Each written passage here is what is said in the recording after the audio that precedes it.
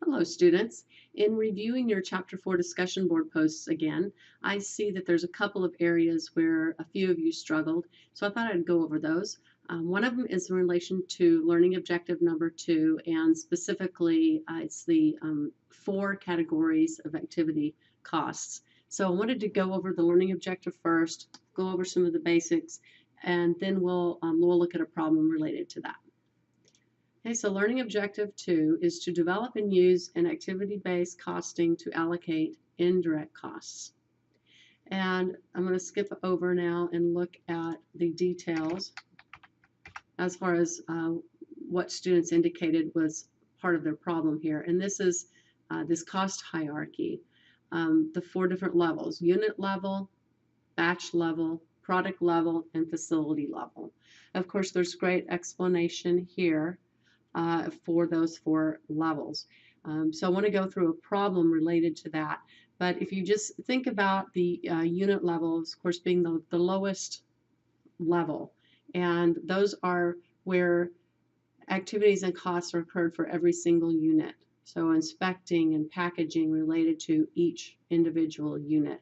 Batch level would be where you have perhaps a machine setup or something specifically related to one batch of production run.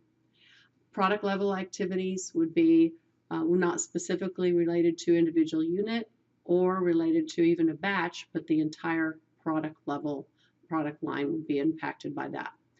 Finally, facility level being the highest level, and that's where costs are incurred across the board. So we're talking about, like, the depreciation costs on machinery, upkeep, property taxes, things like that.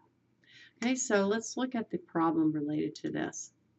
So here we have a problem related to water bottles, and the fact that the water bottles cost a great deal more at, say, a airport here in New York City, $2.89 versus 99 cents at the convenience store. Okay, so some of the questions that are being asked here are related to an off-airport warehouse that is required because they cannot store a lot of these water bottles at their facility at the airport because of limited inventory space. Okay, so I'm going to pause just here for a moment so that you can read this in its entirety.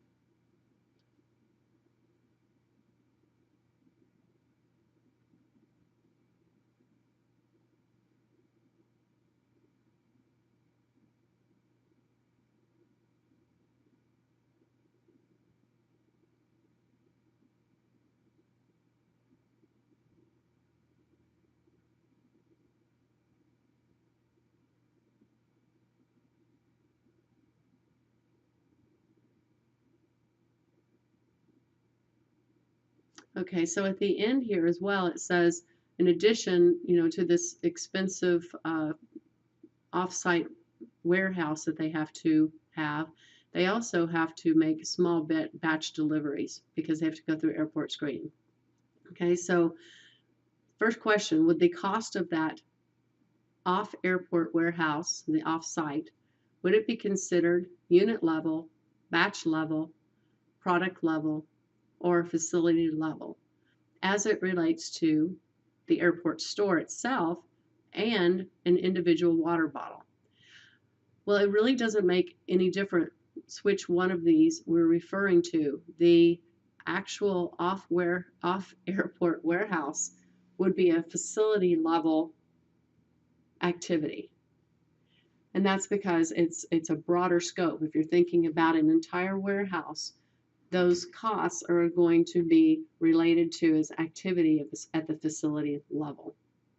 Okay, then the second question, would the cost of the delivery of 2 cases of water to the store inside the airport from the off-airport warehouse, what would those be considered? What level? To the airport store and an individual bottle of water.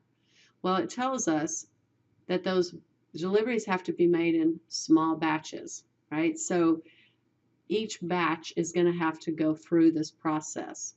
In other words, we're talking about a batch level activity. And then finally, number 3, would the airport store be likely to use ABC costing for water pricing? Why or why not?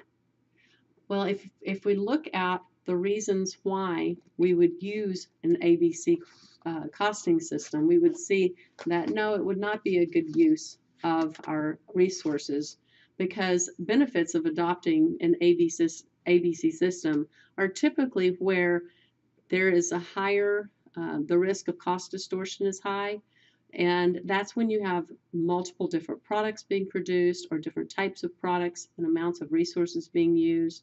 If you have all similar types of products and resources, then a simple plant-wide allocation system would work fine. In other words, it wouldn't be worth the cost to implement an ABC system, because they can be fairly expensive to implement. And finally, number 4, would activity-based costing or activity-based management be useful for the airport store? Why or why not?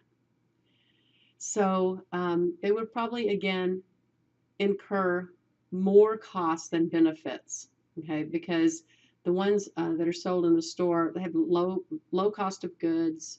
All of the different types of products that you would think about would have low cost of goods: snacks, drinks, magazines. Answers right here. Um, they they wouldn't have a substantially different amount of indirect costs for each product. So it wouldn't make sense, once again, just like in number 3, for them to implement an ABC system in this case. That's all for this problem and this learning objective, and I will come back and do another one in just a moment. Thank you.